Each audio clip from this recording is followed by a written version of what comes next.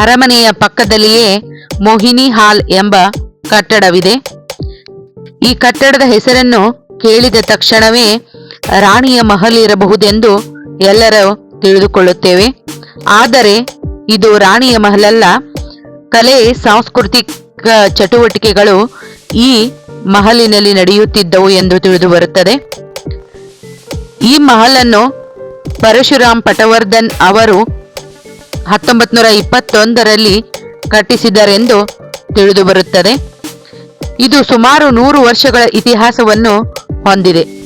ಪರಶುರಾಮ್ ಪಟವರ್ಧನ್ ಅವರು ಸ್ವತಃ ನಾಟಕಕಾರರಾಗಿದ್ದರಿಂದಾಗಿ, ಜೊತೆಗೆ ಕಲೆ ಸಂಸ್ಕೃತಿಯ ಬಗ್ಗೆ ಅಭಿಮಾನವಿರುವುದರಿಂದಾಗಿ ಈ ಮಹಲನ್ನು ಕಟ್ಟಿಸಿದರೆಂದು ತಿಳಿದು ಬರುತ್ತದೆ.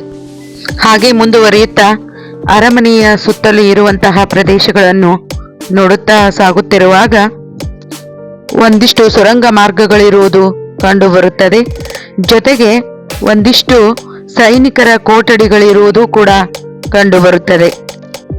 ಹಾಗೆ ಸಾಗುತ್ತಾ ಹೋದ ಹಾಗೆ ಅರಮನೆಯ ಕೆಲವು ಭಾಗಗಳು ಪಾಳು ಬಿದ್ದಿವೆ. ಮುಂದೆ ಹಾಗೆ ಸಾಗಿದಾಗ ಮತ್ತೊಂದಿಷ್ಟು ಕಟ್ಟಡಗಳು ಕಾಣಸಿಗುತ್ತವೆ.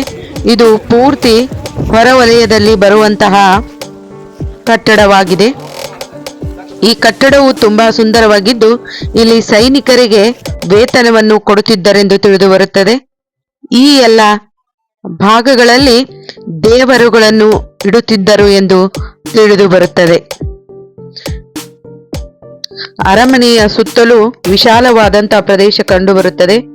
ಜೊತೆಗೆ ದೀಪವನ್ನು ಹಚ್ಚಿಡುವಂತಹ ಒಂದು ಸ್ತಂಭ ಕಂಡು ಬರುತ್ತದೆ. ಹೀಗೆ ವಿಶಾಲವಾದಂತಹ ಮೈದಾನವನ್ನು ಅರಮನೆ ಹೊಂದಿದೆ.